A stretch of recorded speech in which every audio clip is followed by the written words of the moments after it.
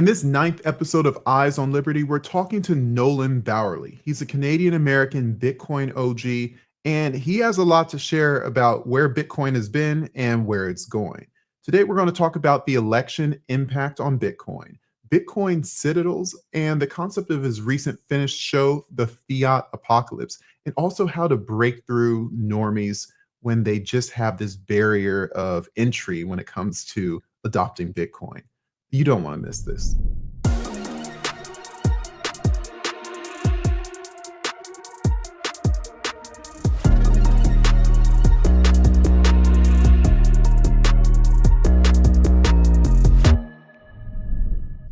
So, Nolan, I want to thank you for coming on the show. This is Count BTC for the audience. Nolan on Twitter.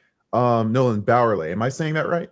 Yeah, pretty much. Bauerle. It's a hard Bauerle. LE at the end. Yeah, but it's yeah, from yeah. the French, German Yeah. region. You know, it's from that Strasbourg, Black Forest area. Right. Schwabian. It's a beautiful name. And so you're normally for my show, I have a lot of people that I know personally. I've gone, through my times in the Bitcoin space. I've shaken their hand, met them at conferences, and you're one of the few who I've never met personally. But John from Coinbase said, you got to have him on your show. You got to have him on the show. Well, who is this guy you have to have? It's like, well, it's Nolan. I'm like, I don't know Nolan. And it's like, he sent me your Twitter. It's like, Count BTC, we already follow each other. I don't know as much about you, but, Bitcoiners, we follow each other. And I don't know how long I've been following you or you vice versa. But whenever you came up on the algorithm, I've always respected your content, and diving into your stuff as the date came closer when I'm interviewing you, I'm like, I love everything this guy is doing. So if you don't mind, maybe sharing a synopsis of, what you've done in the Bitcoin space up to now with the audience. Yeah, sure. Thanks for having me. This is great, indeed. And it's weird that we haven't met, because one of the things I've been doing in the space is events. I was one of the original event coordinators, I guess you can say, event programmers. I joined early CoinDesk when it came to New York City. CoinDesk was actually invented in London. A lot of people don't know that, from the 2013 period.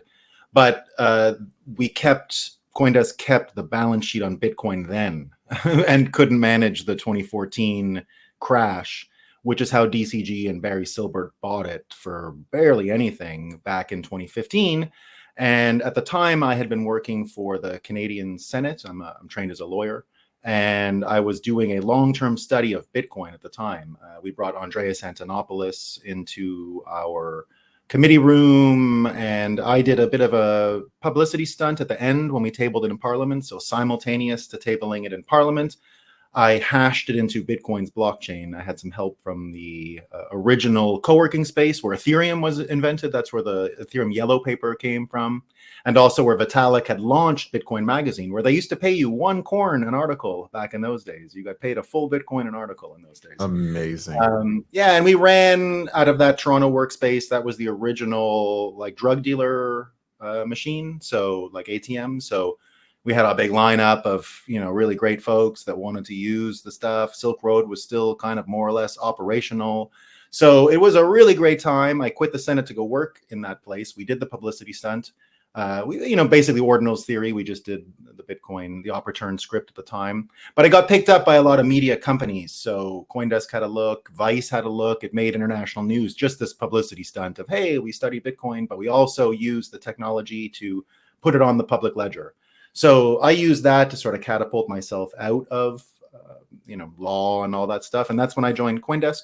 So we ran CoinDesk for a few years, and particularly the event. I was the main programmer of the event, which is maybe why you didn't see me at all the events, because I am pretty busy at these things. So we had a great time. Right. We did a great time programming that event between 2016 and 2020. And at that time, if you remember, so I still advise CoinDesk on their Bitcoin content, but things were starting to change in that market in 2020. And now I had the opportunity to work only in Bitcoin. So even at CoinDesk, I was pretty focused on Bitcoin. I built a data tool there called the Crypto Economics Explorer. I called it market interest, but the marketing people wanted to change it. What it was I just measured all crypto by Bitcoin. I made Bitcoin the denominator. So in order to understand what was going on in crypto, you can't just say, well, it's got this much of a a hash rate, what does it mean? The numbers don't mean anything to even myself who follows them every day, but it means something if it's like 1/3 of Bitcoins, or if you know that the transaction volume is 1/3 of Bitcoins or whatever. So we You were created this establishing Bitcoin as truly a unit of account for understanding the world. Oh yeah, no, it was the Bitcoin standard. And my argument was that crypto was the first industry on the Bitcoin standard. Whether or not Bitcoiners wanted to hear that or not, that's what was happening, is that crypto people, before there was DeFi and all that, had to completely manage their balance sheet in the same way that Michael Saylor does today. They put Bitcoin on the balance sheet because it was the safest and closest thing they could do to shielding it from all the kinds of risks that were there. So that was going on already at the time. If you ran an ICO back in those days, you shoved it all into Bitcoin and prayed. that was what you did. So we were already using Bitcoin as the measuring stick for crypto, and it wasn't a good look for crypto. I think that's why the tool didn't become very popular. It sort of exposed what a shitcoin really looked like. You could see it had a really strong social relative weight to Bitcoin. I would put all the social scores together, Twitter followers and the amount of times it's been talked about on this platform and that platform. And then you measure another coin by Bitcoin and they would kind of see the same.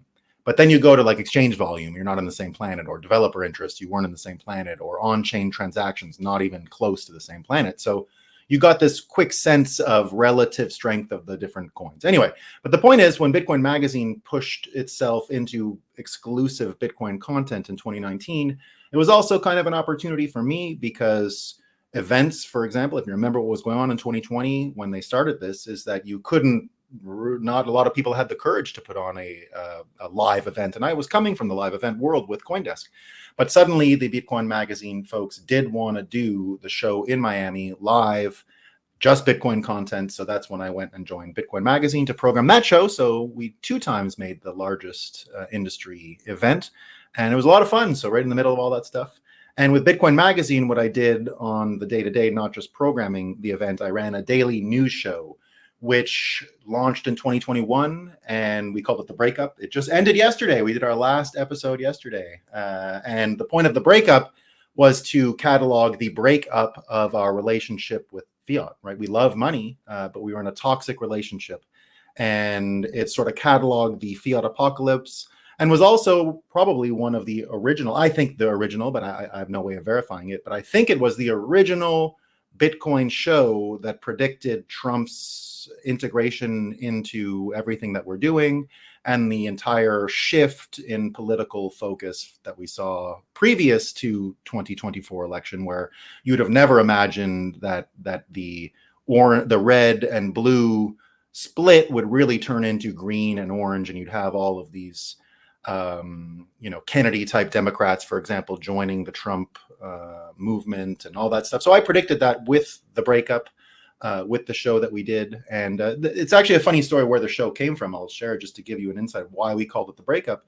I was in China one time, and in 2016, I was in China, and I was talking to someone. Obama was still the president, and I was big into Bitcoin, and we were talking, and then, I kind of put 2 and 2 together, and I understood the person I was talking to was a spy, right? So it was not like, that's what happens, right? Spies, and not James Bond stuff, but like honeypot, check out this nice girl. She's really totally interested in all that you have to say. She loves Bitcoin. Don't worry about it, right? So this was going on everywhere. Because everybody was Pavel Durov right now. Yeah, no, everyone was there. Everyone was there. This would have been DevCon 2, the beginning of Ethereum in China. And I still believe if we ever do the forensic whatever, a lot of people were compromised over those couple of days. I had lived as a lawyer in Japan in a previous life to that. So I kind of knew what was up. I had a feeling like I know what it's supposed to look like, and I knew what I was seeing, and it didn't really match up. Anyway, but everybody was there. Every founder of every coin you're going to imagine, Vitalik, everybody was there. Just everybody was there. And I was talking to the spy, and that I figured out was a spy. And what he said to me was pretty interesting. So remember, Obama was the candidate. I was already a big Trump guy at the time. I was a 2015 long Trump, long Bitcoin, haven't stopped. So there I was talking to this spy, and he said to me, well, you have a bigger problem in America. You've got, because I was giving him shit about China, censorship, blah, blah, blah, blah, blah. And he's like, well, you have a bigger problem in America. You have self-censorship. Look at Obama. Look at his inability to speak truthfully. Look at his Everything's weighted. Everything comes from a focus group. It's all self-censorship. He's there promoting a type of self-censorship. And this Chinese guy said, you don't have anything like that. I mean, we don't have anything like that. What you have is much more dangerous. And then he goes even further. You have this crazy patriotism about stuff that doesn't make sense. As a Chinese person, I have a history. I can be patriotic about stuff all the time. You know what I'm not patriotic about? He said to me, my money. I know my government is going to rug pull me. Everybody in China knows their government is going to rug pull them on the money. We have a manipulated currency. You're not used to that in America. You guys are blinded. You think money and the US dollar is something to be patriotic about. And that was the first time I had thought about it like that. I said, wait a minute. These guys are kind of closer than we are. And so that's when you understood that there's plenty in America to be proud about. I am one of the most patriotic people you're going to find. I love America. I love it. Right. But I'm not proud about the money. I'm proud about the barbecue and the craziness and the wild stuff and how much fun and optimistic Americans are. I don't care about the money. It's been around for 100 years. It didn't matter. So we have this really misguided love affair. We love money. Everyone loves money. But if the relationship creates the types of things we've seen in the last 4 years, the poor incentive models and everything else, then that's why it's a breakup situation, right? It's not a logic situation. It's nothing like argument. It's not an IQ problem. It's not an access to information problem. It's nothing like that. It's a psychological problem. And the psychological impediment begins with this difficult task of reimagining the world around you and re-architecting everything that you see around you based on something like Bitcoin versus the dollar, which is why everything is so absolute trash garbage now. But the good news is it's over. That's why the show ended yesterday, more or less. The show predicted that Trump would come into Bitcoin in the way that he did in 2021, and everything happened the way we said it would, and here we are. And so the breakup has happened. The fiat apocalypse has actually initiated to a point that we probably can't go back, and here we are. So that's the end of the breakup. There it is. We're talking about how you predicted Trump. You were bullish on Trump Bitcoin, and we're here in 2024. He's been elected now, and Bitcoin seems to like that disposition. And I recall back in 2018, Trump was very, kind of like, I don't like it. I'm not too, I'm big on dollar hegemony. He even said it in 2023. He said it in 2024. It's like Bitcoin, it's, he kind of started coming around, but he always gets a caveat, but dollar hegemony. I'm happy Trump is elected. I'm happy that Bitcoin and technology in general seems to have a easier road. Technological innovation seems to have an easier road with this candidate as opposed to Kamala Harris or any other traditional politician. Trump is a businessman. And so he's like, let's do business. Let's create value for one another. Now, I want to ask you, where is the disconnect between dollar hegemony for what Trump says overtly and Trump coming to the Bitcoin conference in 24 and, Bitcoin magazine, sticking their star onto the Trump administration or the Trump campaign? Talk to me about your understanding of those seemingly conflicting messages. Yeah, happy to. The breakup focused on something a lot of Bitcoiners are not familiar with. And that's a kind of latent period between what we live in now, the fiat apocalypse, and the Bitcoin standard. So it's kind of like a liminal space that we're in, a space in between. And it actually existed before the Federal Reserve was creating this Federal Reserve system in the first place. We didn't just go from a gold standard into the Federal Reserve. We came from a different place called bi-metalism, which is already what you experience in El Salvador today. El Salvador has embraced bi-metalism. Argentina is well on its way to embracing bi-metalism.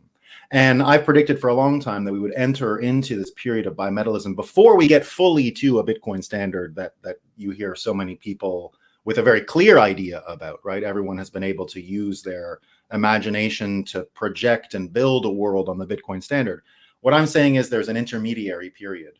and we're about to live in it. And Trump even acknowledges it in these comments that you're saying. So he starts by saying, I'm not a fan of Bitcoin, right? I love the US dollar. So, and I believed, honestly, as a diehard 2016 Trump supporter, and still supported him in 2020, but I had a feeling about where the election was headed as far as credibility and what was going on and this and that.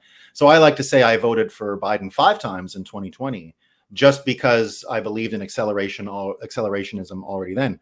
Trump was too good at pumping the dollar, and he would have prolonged where we ended up. So I'm not serious about that, but I am now glad that we've gone with the middle period where he wasn't there, because what we've been able to create in 2024 is more interesting than what we had in 2020, particularly the Bitcoin piece. Because here's what happens. Trump keeps saying, I prefer a strong dollar. You don't get a choice anymore. Reality has come. Reality is here. He did inflict damage on Bitcoin that time by not arguing technicals, but just saying, I'm not interested. I'm not a fan. That's kryptonite to Bitcoin. Bitcoin is all about focus and attention. And you're talking about a person who is a monster at creating and directing people's focus and attention. He's the greatest prompt engineer of human beings there ever was, right? That's what he does. He prompt engineers human beings at scale better than we could do ChatGPT, right? So that's what he does. Before you go on, it's an interesting concept, a prompt engineer. Would you say Elon Musk is also very similar? Oh, yeah. Once you know this whole thing that Elon is autistic, what a scam. No one understands human psychology better than him. I mean, he's a bit weird and speaks weirdly, but it's camouflage to say he's autistic. He's funny. He's got great comedic timing. That doesn't, the IQ is there, so it's hard for us to understand what's going on. It's like a dog can't tell the difference between a child and an adult in intelligence. Mm-hmm. It's kind of the same. If you're looking up at the 180, 190, 200 IQs, you don't really know what's going on. You can guess, right? You can have an idea. But here's what bi-metalism becomes. So when Trump says, I prefer to, you don't get that choice anymore. The world has made a decision collectively, and what we're going to enter into is what we had before the Federal Reserve. And what we had before the Federal Reserve was, let's call it immortalized in the book, and then later the movie, The Wizard of Oz. The Wizard of Oz is actually about bi-metalism. When the movie comes out, they replaced the ruby red slippers with their true color. They were silver, and it wasn't a yellow brick road. It was a gold brick road. The point of the story, written 30 years before the movie, was about the financial and economic climate preceding the Federal Reserve, which was that there would be this tension where the farmers and the Midwestern people used silver, just like Dorothy, right? And the whirlwind was the whirlwind of populist politics of the time. The bankers, the witches, were the gold hoarders and didn't want to share in an exchange rate that wasn't fixed. They had a fixed exchange rate, like a stablecoin scam, with the people, the farmers who were working and consuming, and the people who had saved the gold. So what this suggested was they would go to 2 currencies, one for consuming and one for saving.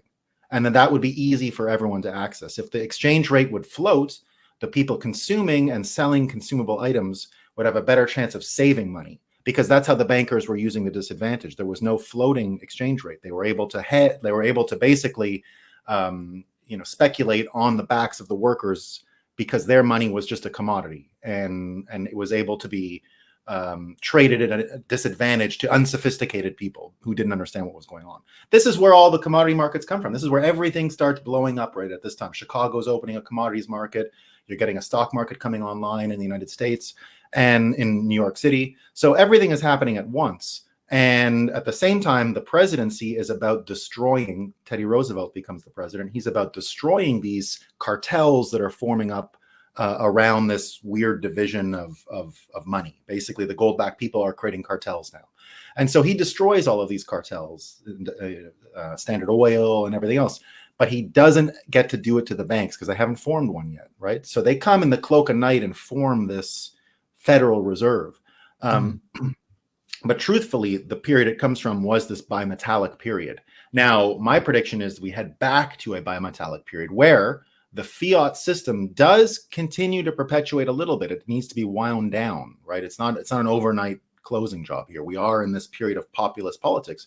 And what fiat is going to become is exactly what they asked for. Fiat just means government declarations are money. So they're going to get actual policy dollars food stamps. They're going to get food stamp money. The fiat money will turn into pure policy objective money, which I'm sort of okay with. I don't necessarily think we need to get it from income tax. That's what I'm against. The income tax had to come in with the Federal Reserve to make this hell system, but that can die.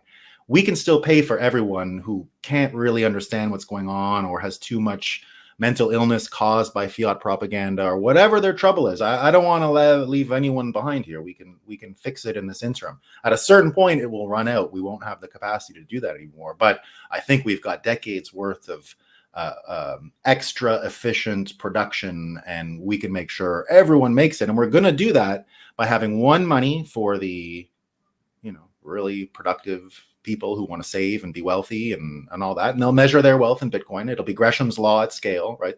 People will hoard the good money for themselves, grow their net worth. But we will have a purely political money. Now, the purely political money will have a reality reference rate of Bitcoin.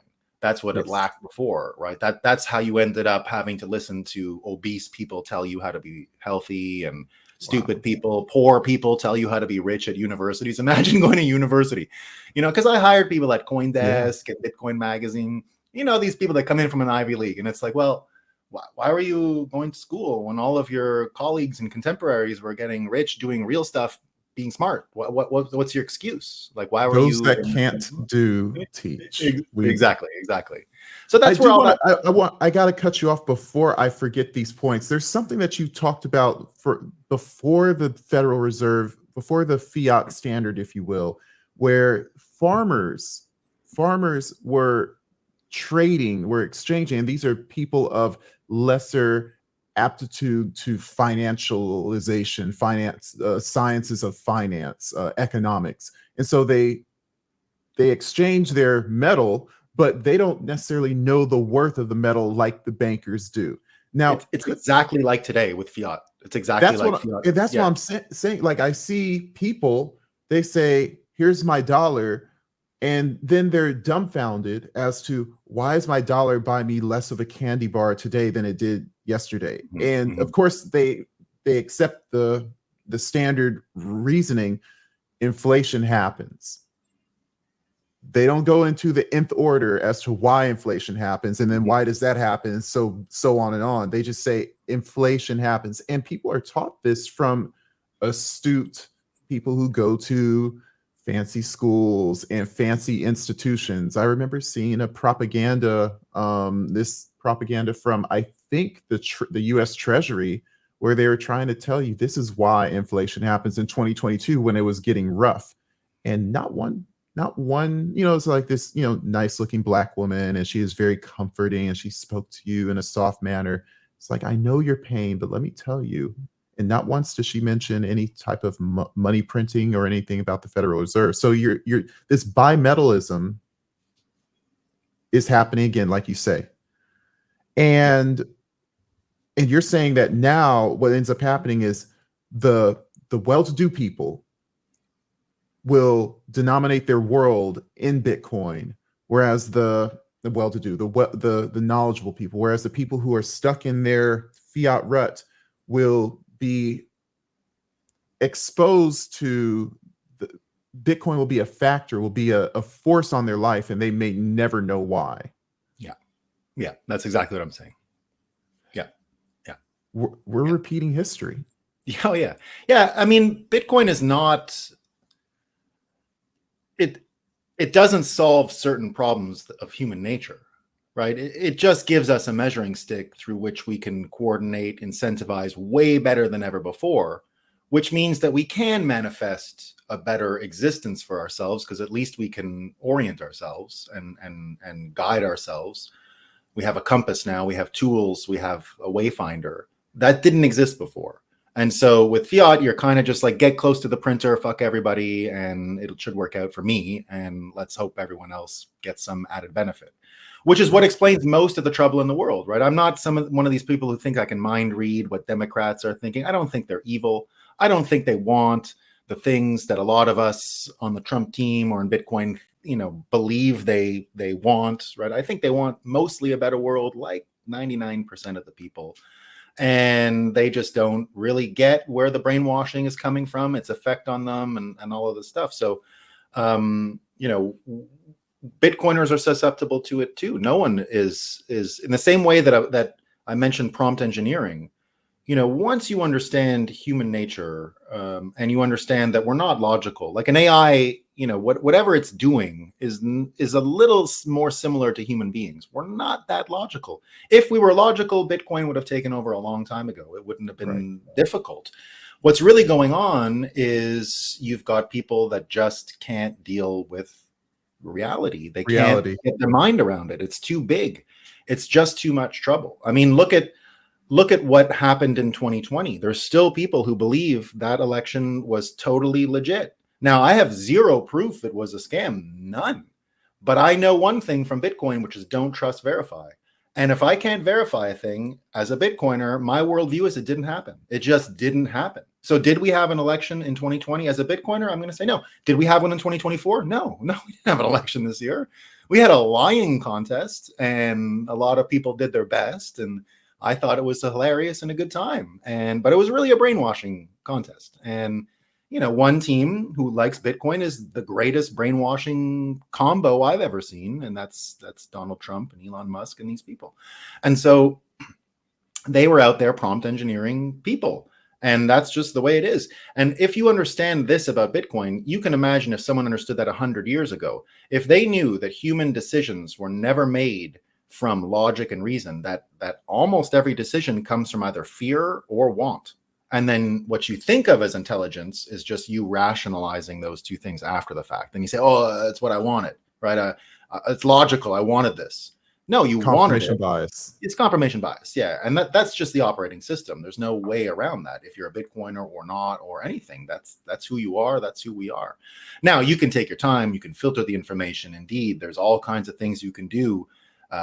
Mostly they all boil down to time preference and your patience and your ability to forego pleasure or stimulation or whatever it is in order to get what you really want. So it's all just a question of being able to do it at a consistent level, creating systems, getting to where you want to be, and not being dominated by these short-term fears and wants and desires and all that. So Bitcoin will change the time preference and the underlying psychology, the subconscious motivations that are there, because the economy is a psychological engine, right? It's an engine. And when people's incentives and commercial relationships align, the machine goes forward.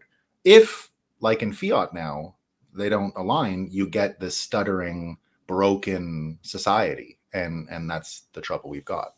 What about trust? Because, you know, a lot of people are still, even though we are at a record low in trusting politicians, for some reason, because people don't trust Donald Trump, they go with Kamala, even though they know she's full of it. And then, of course, you could probably say the same thing, vice versa, that they don't trust the Democrats so much that there is no other option but Trump. They call Trump the lesser of two evils. I've been hearing that for 8 years. And I mean, I think, in my opinion, I think he's probably one of the better politician choices that we could have ever had, because he's the one that's not a career politician. I mean, when have we had that since, you know, Teddy Roosevelt or something? But I digress. What about trust? Is that something that can be changed, where people all of a sudden don't have to say, I have to trust the bank to take care of me. I have to trust that politician that they're working out my incentives. You just said that you didn't believe that the election even existed. It was just who lied better than the other side. And this time the Republicans lied. So where does trust fall in, and how do people tear off that cloak of trust, or that weight of trust for their life? Yeah, that's the sort of software upgrade Bitcoin offers the American mind at this point in history. It is that mimetic awareness of don't trust, verify. That's the real payload we're depositing into the American mind as this 2024 election, you know, works its way through the system. And that'll lead us right to fiat eventually. It'll lead us right to government capacity. It'll lead us right to understanding what the founding fathers mentioned, right? The enfranchisement of American republicanism, I don't mean the party, I mean the Republic of America, was to protect your freedoms. It had nothing to do with giving you a vote. That was the dumbest thing ever. Like, the vote, what are you talking about? Hmm. The point of the system, the checks and balances, were so that it was so difficult to take the freedoms that were granted to you by the system. We can say God, but let's forget that for a second. That's philosophical. In this case, let's just make it tertiary on Earth. Humans give each other rights and take them away with guns. That's what's going on. That's right. So the founding fathers created the system that gave you the guns and created a system that protected or made it difficult to strip you of these rights. Dressed it up in God, which I agree with, and I do believe those things, but let's be practical, right?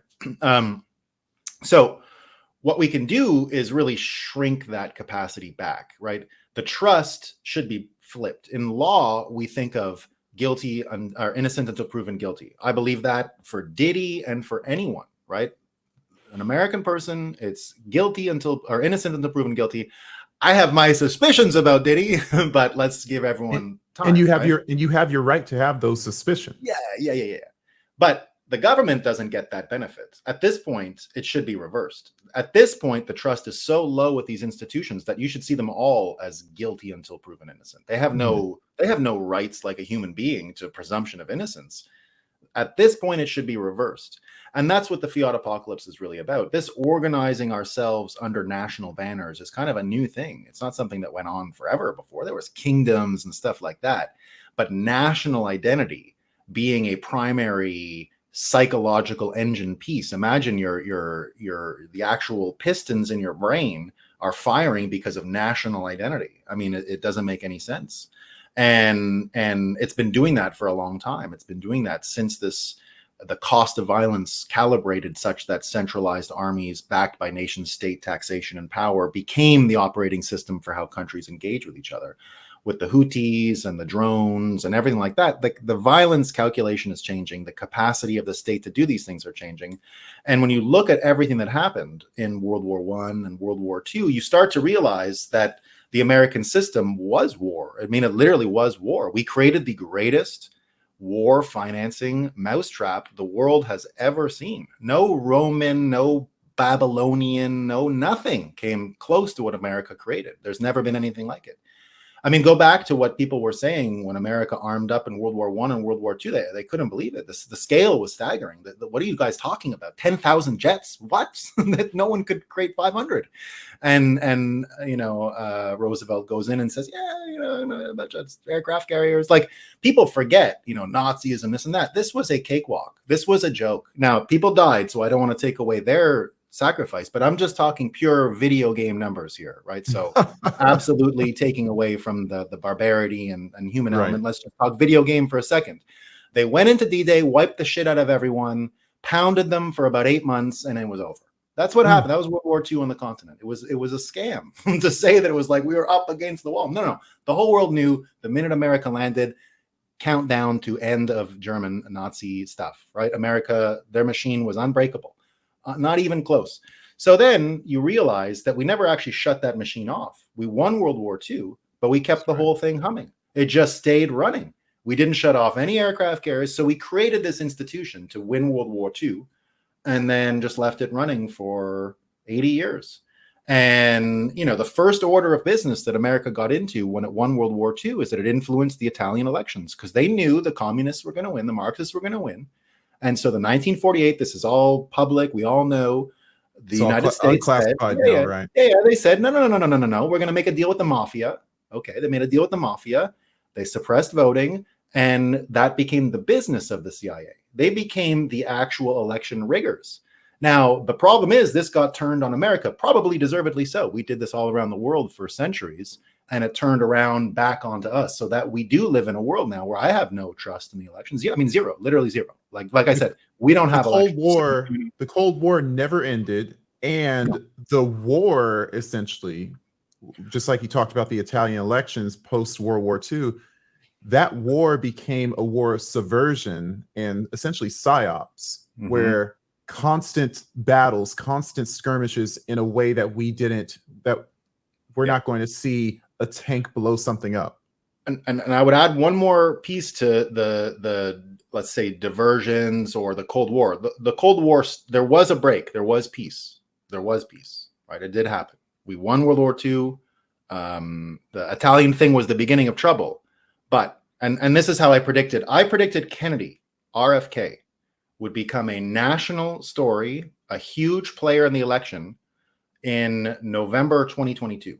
And the reason I did it is simply because of Elon's, worldview that the most entertaining outcome is the most likely. The Elon's razor, right? Not Occam's razor, but the Elon's razor, right? The most entertaining outcome is the most likely. So if you remember, Tucker Carlson did a show on the most popular U.S. president in history. Do you know who it is? It was Richard Nixon, 72. There's never been a more popular president in terms of popular vote, electoral college, blah, blah, blah, blah, blah, his degree of win, all this kind of stuff, right? Now, how did it go from 4 years where he was the most popular president in the history of the world to out of office, disgraced, scandal, blah, blah, blah, blah, blah, blah? Watergate was fake news. It was not a real thing, right? It was completely fake news. And it was completely fake news. It was made exactly like the Trump-Russia collusions, but they created and had more control over this stuff. Now, what really happened, and this is how I predicted that RFK would come. RFK told, this is just before Tucker Carlson's getting fired. He says that's the bravest piece of American journalism ever. Because in the thing, Tucker ties the political assassination of Nixon to the botched actual assassination of Kennedy. And that basically they said, we can't keep doing this, right? We can't keep doing this. Now, here's where the trouble starts. This is to go back to the Cold War and the war armaments and all this stuff. Kennedy, and this is how I said that the Kennedy would come back. It's not just assassinations. Kennedy family let the fox into the henhouse here. The Kennedy family did this, all right? The Kennedy family did this. They stole the 60 election from Nixon with the help of the mafia in Chicago. Not only that, their talking points, their propaganda, their psyops as Kennedy ran for president was something called missile gap, which was America didn't have enough missiles to fight against Russia. But Eisenhower, who knew everything, that's why he warned us in his farewell speech that night against the military-industrial complex. He knew that they had infiltrated the Kennedy campaign and that they were manipulating that campaign big time. And this whole psyop of missile gap was not real. Eisenhower knew that Russia wouldn't last 10 seconds in a war with America. It was a joke. It would have been like the United States trying to pacify Alabama or something. It was not even in the same planet. Like, the economy of Russia at the time was not bigger than California's, not bigger than California. And this was not the California we know today with Silicon Valley. There's no Silicon Valley back then. It was a bit oil and some movies. There was not even porn. There was no computers, no porn. And that was California. And it was richer than Russia or Soviet Union or whatever you want to call it.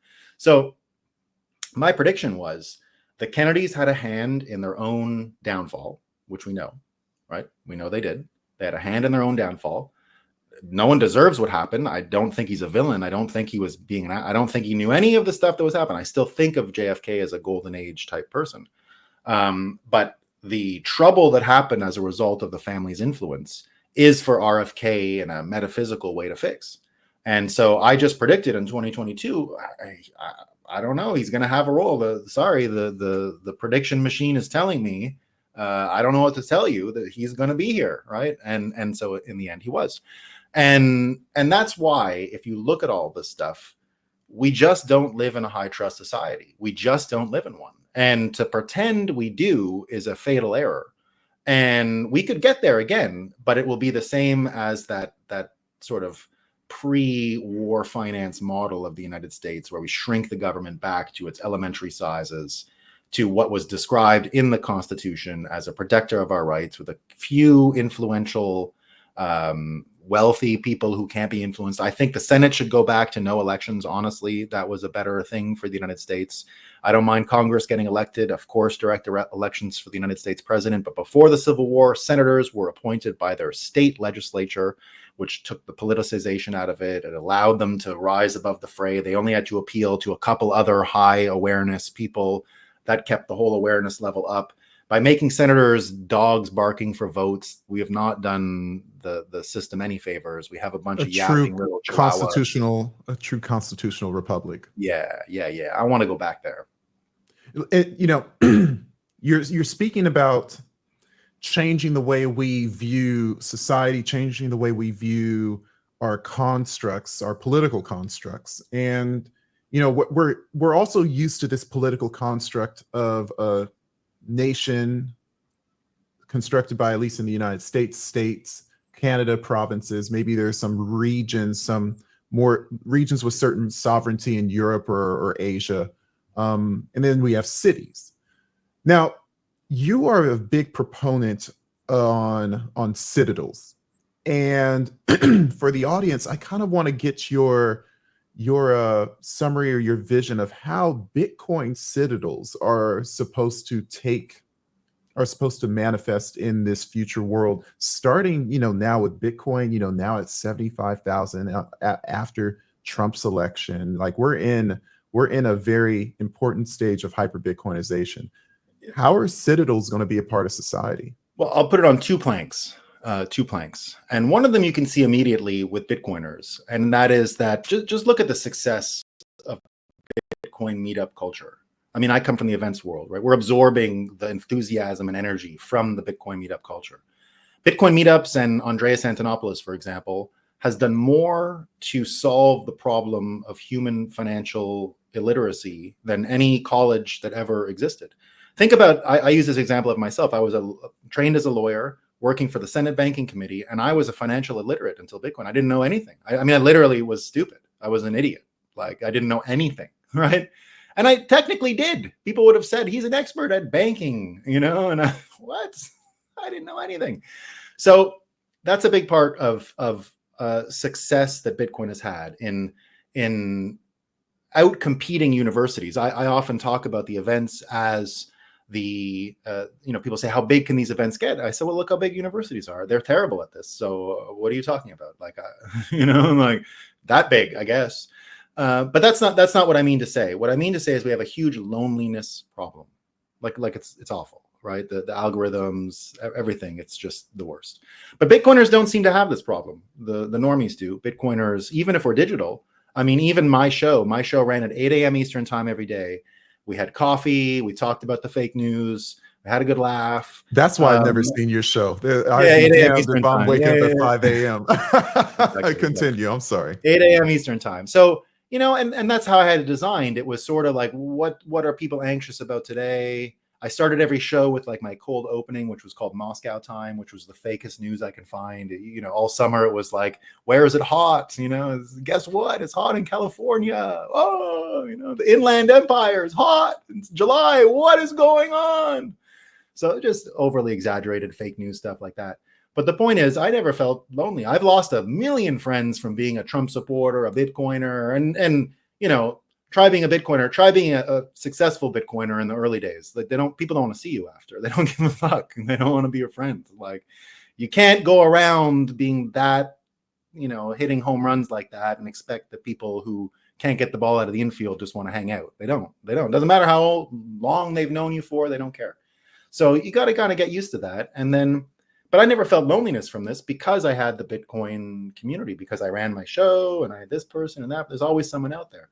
So Bitcoiners in some ways have already solved this loneliness problem. And that's one of the things, I think, anyway, that is out there for people to solve. So when you start thinking of what we get in the proto-citadels which exist, which sprung up around COVID, what you've got with Francis Pouliot down in Costa Rica with the Bitcoin beach, and you hear about Bukele's plans for Bitcoin City. And then when I started predicting it for America, was simple. Trump, what I hope for Trump as president, I don't want I'm not asking him to go to this and do this. I want him to chill out, go to the UFC, get the people clapping. It'll be great, right? Cut, right? Motosierra, get the melee thing and go. But one thing I would love for him to go back to doing is the real estate guy. I mean, he wants to fix Washington, D.C. and make it a beautiful city. I don't have a problem with that. Go for it. Make New York great again. I would love that. I'm a New York City refugee after George Floyd and all that summer. I get the fuck out of there, man. That was unlivable, So what I think is Trump has announced as president a 10-city competition called Freedom Cities. And it's exactly to solve this. It's to get away from the broken city model. We can't necessarily fix New York City, and like this might be beyond the skills of the modern world, but we can try something new. And there are experiments going on out there. You've got what's his name doing one, Elon Musk for whatever SpaceX City or something like that in Texas. A lot of people are thinking about this. You get Saudi Arabia doing the line. Dubai is already that. Dubai is already a proto city from scratch. And they seem to work better, right? The cities from scratch give you a blank slate. Now, here's the thing. Trump is announcing a 10-city competition. These will be different. These will not be states. So it's not a state-right thing because they'll be on federal land. And there'll be something altogether different in the American model. I don't know what kind of enfranchisement they'll get or laws they'll get. We know Mark Wahlberg is probably going to get one because he's going to make the Hollywood competition in Vegas or Nevada. So I'd say that's one of the 10. But of the other 10, you're going to get a Bitcoin submission. You're going to get a Bitcoin group that uses a miner as the actual economic engine of a Citadel. And it's going to be the business plan. It's basically the grocery store anchor tenant in a strip mall real estate argument. It's not more complicated than that, right? You put a Bitcoin mine, it makes the energy system that you're building the Citadel from make economic sense, right? So if it's a small modular nuclear reactor, you can't run a Citadel off people's toasters and coffee makers. It's not going to pay for the thing, right? But if you put a Bitcoin mine in it, suddenly everyone's got enough electricity for their toasters and their hot coffees and all that stuff, and you can actually start building a town. So I'm talking about something that is completely different. I don't know where the kitchens are going to be in these houses. Maybe it'll be communal. I don't know anything about what it's going to look like. I think we experiment a bunch. I know Kanye West was pretty big into this stuff for a little while, creating these proto cities. Maybe he's got one. I know that's what he's been getting some money to do out in the desert in the Middle East. He went out there after he got in all that trouble in America in 2022 and 2023. So who knows what he came up with. But some of the smartest design people in the world are thinking about this problem. And I think you're going to see it in America, and you're going to see one of these 10 be a Bitcoin submission. And you're going to see a breakaway Bitcoin civilization within America, showing people don't know what, but it could be the solution to these education things. I mean, just look how hard life is in Fiat. You got to outsource everything, the car driving, everything, right? This might be an actual community. I don't know what it looks like. I know that my own show, I ended the breakup yesterday as a result of the election because we've broken up. The Fiat thing is over.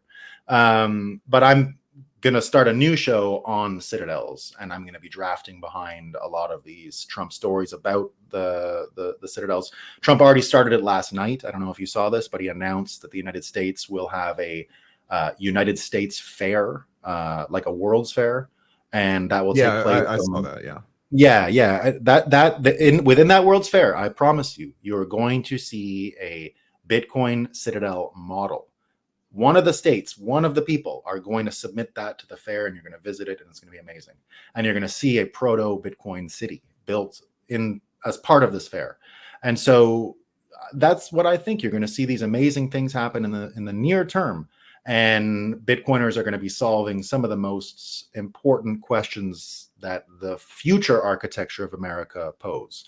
One of them being, how do we build these new cities? How do we solve loneliness? How do we get this? How do we make the burden of having children easy? I was once, it's actually named after me, not after me, but it's the same name, on Governor's Island in New York City. The little island just below Manhattan, right in front of the Statue of Liberty, right in the harbor, right? There's an island there. And it was a military island. There's a citadel on it. There's an actual star fort in it. And there's a park in the middle called Nolan Park. Go figure. And it's all these houses around, all these old military houses.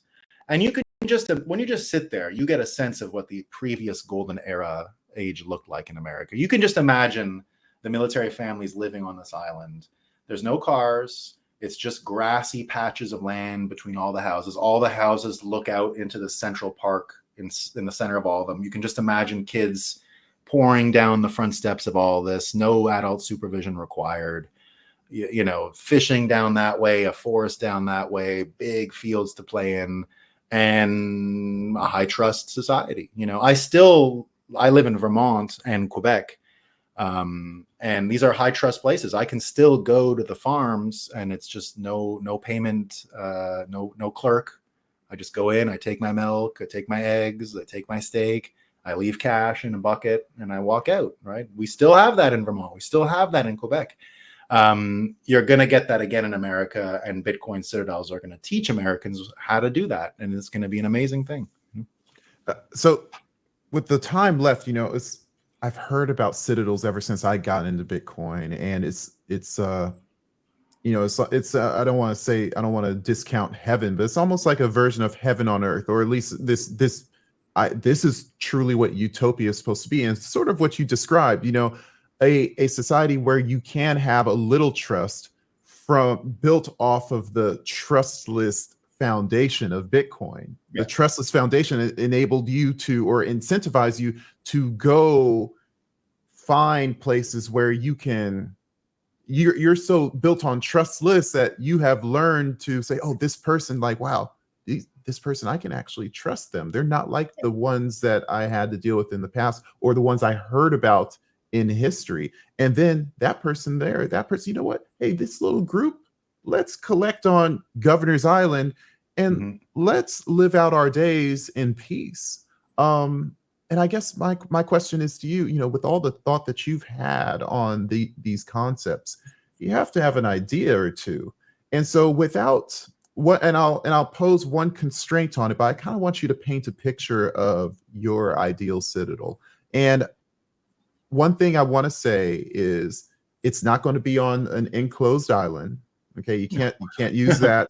And two, you have to consider the big things. You have to consider that the idea of a big war machine out in the wilderness that could want to come and wipe you out just because.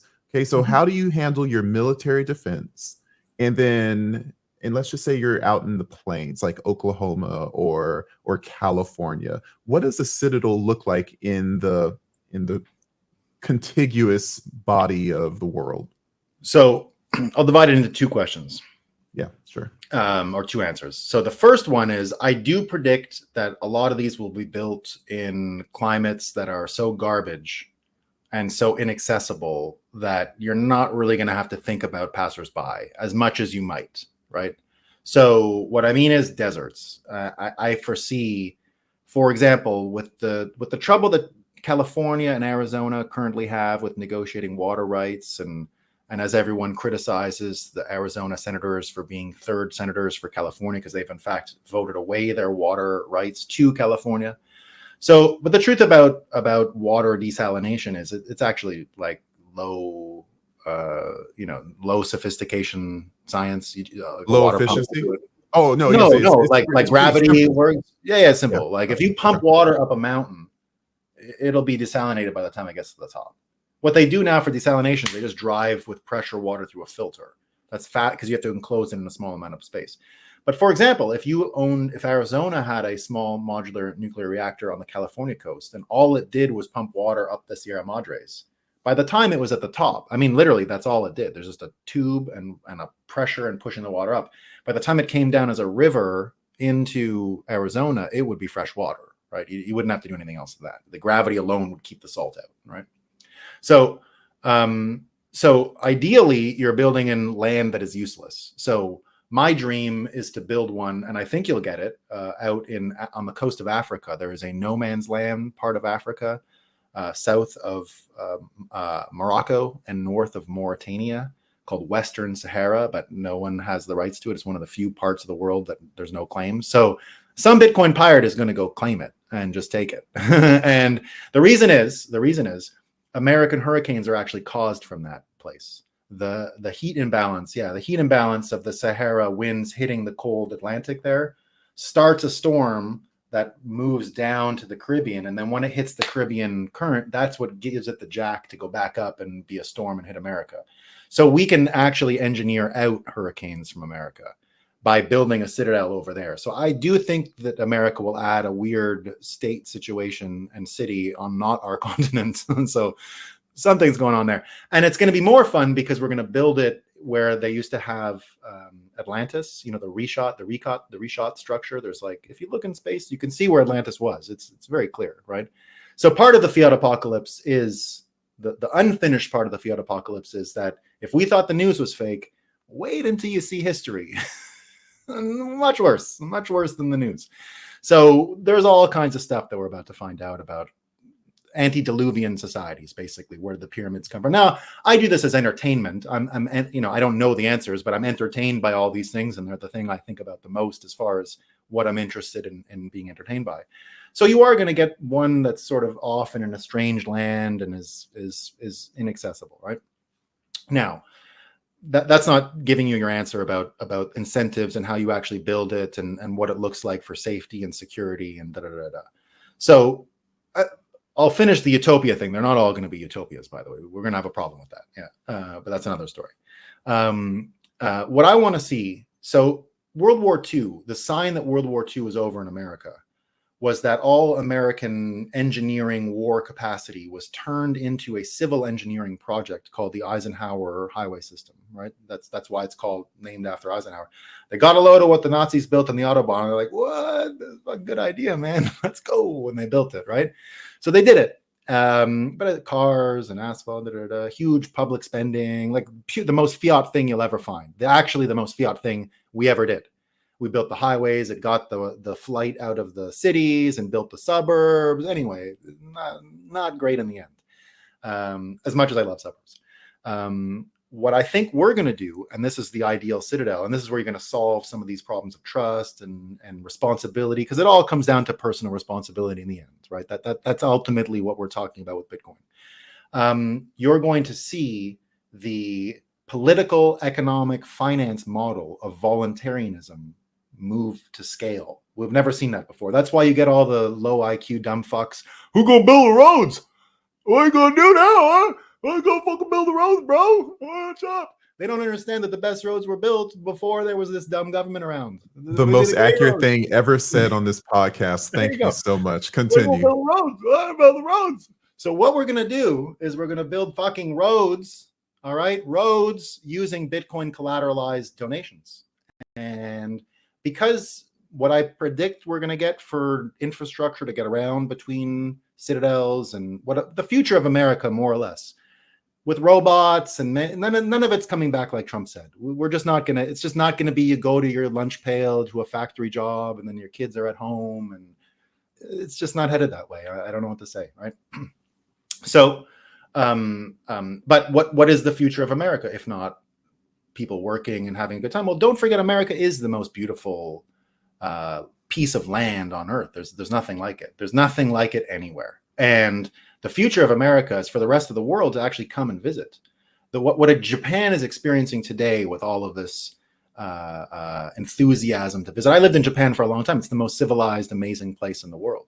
I just love it, right? I've always loved it. I'm a huge fan. And what you're going to see, I think, is with electric bikes, Japan is filled with people biking around. The bike trails have their own infrastructure. They have their own city inside of it. It's the trains and the bikes. So all of that stuff is going to come to America, but at an American scale. And electric bikes allow us to do that. So I think there's going to be something like the Nakamoto Trail instead of the Eisenhower Highway Network. There's going to be some form of infrastructure like the Nakamoto Trail that will be built off of people just giving Bitcoin as donations when they get on the track. I drove whatever, thank you.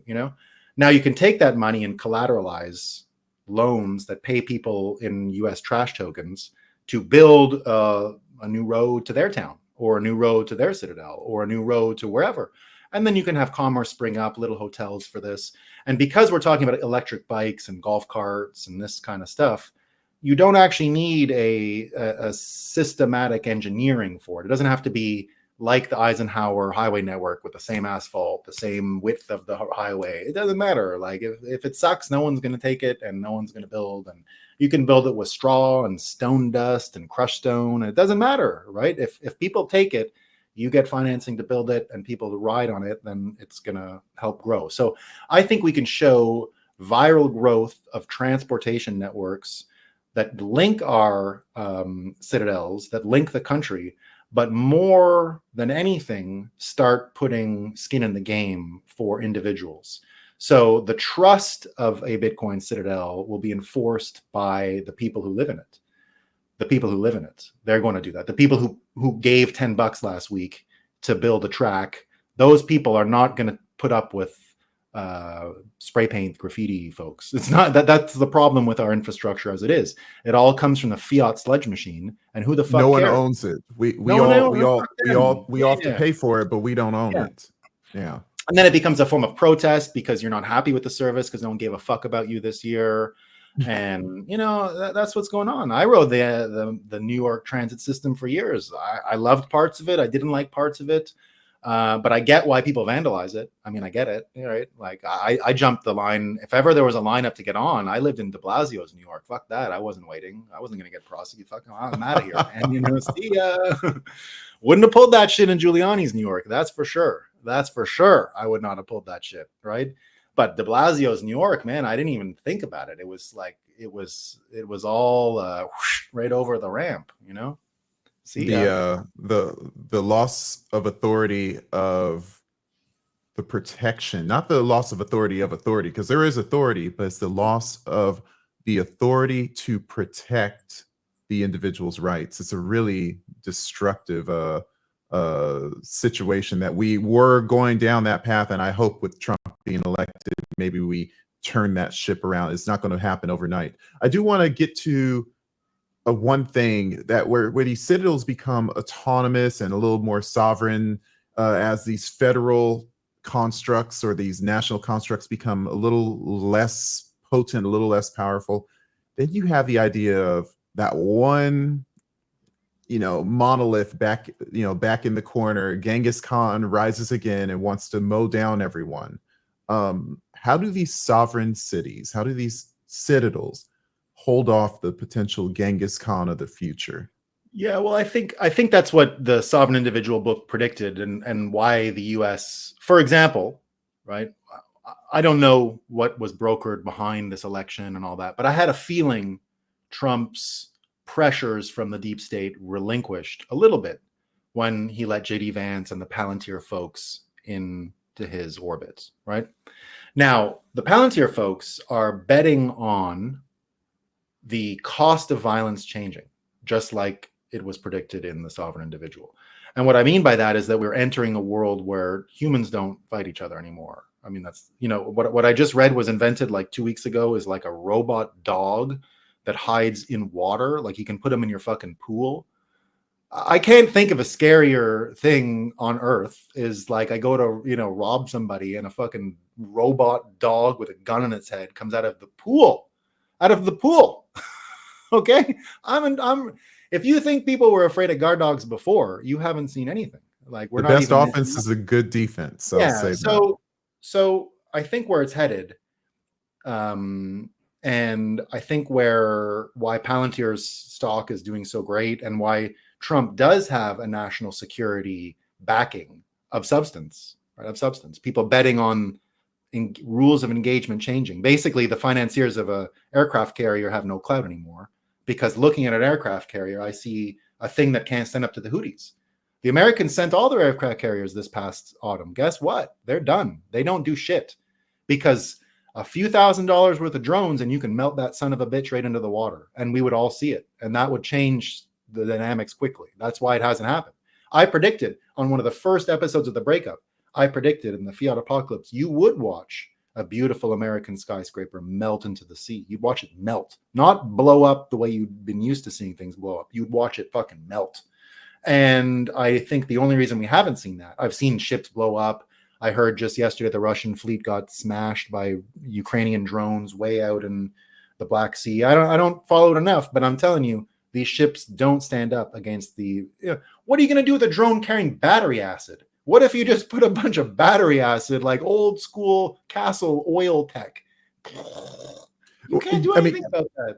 You think that someone like George Lucas kind of predicted this as well, when you think about the monoliths of the Star Destroyers and getting beat up by a few X-Wings and Y-Wings, too small for the turbo lasers to hit. What are they supposed to do? They go aim at those shield generator bubbles on top, and you're done. The big monolith is gone. If you can build a fast enough fighter, that's again the fighter that goes as fast as the speed of light and small as a thimble, with packing enough power with 10,000, 100. What do you do with a big giant capital ship? Yeah, and I'll tell you, I've heard some stories.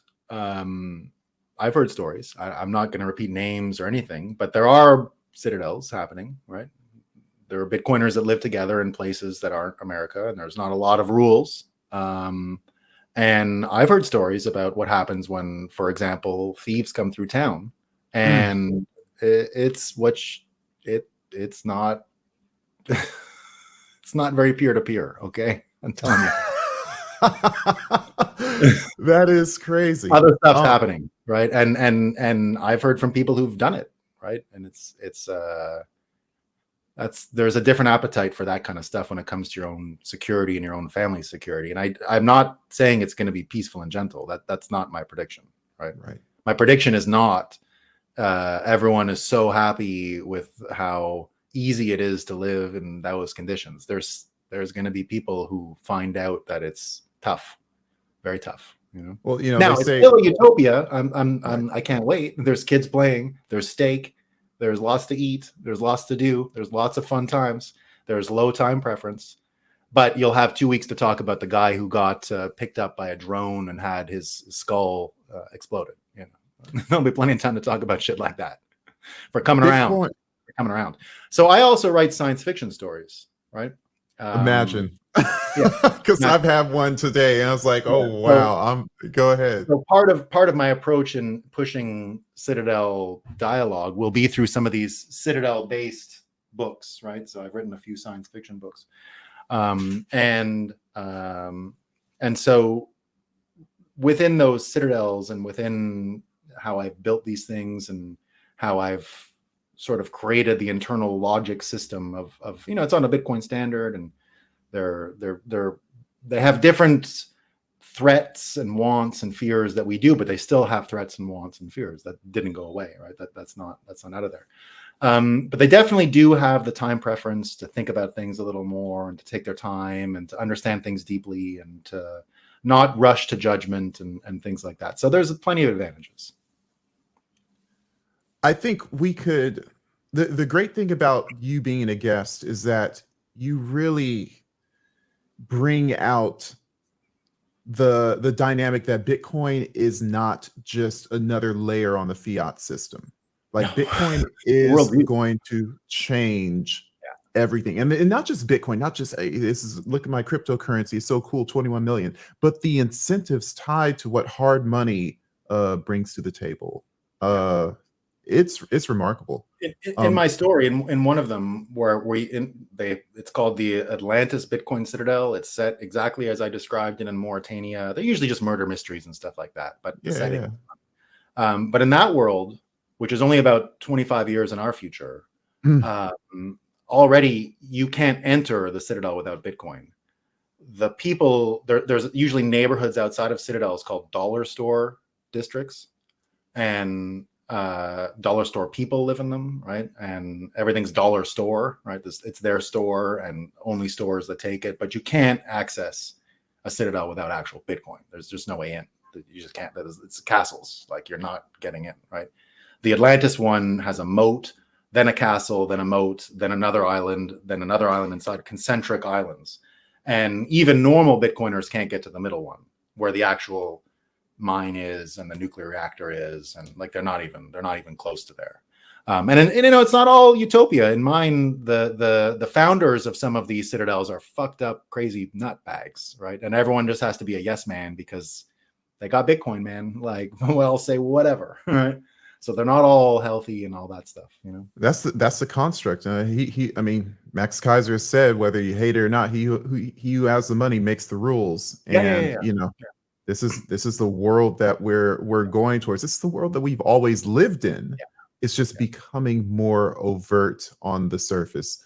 Nolan, I want to thank you for your time. It's just been a wild ride to finally have some time with you. And when I say wild, I mean just eye-opening in the way to in more constructive and interesting ways to think about what our future brings. So Nolan, thank you for coming on the show, man. It's been a pleasure. So that was Nolan, aka Count BTC on Twitter, on X. Again, I've seen his stuff on Twitter, but just having time with him on the show, you just hear the wealth of knowledge, past and future. Check his content out. Check out some of his old shows, Fiat Apocalypse. He was right about Bitcoin back in the day. He was right about Trump. We'll see what he's right about in the future. I am Sir Ulric, like my father before me. Tune in next time when we bring on another proponent of liberty.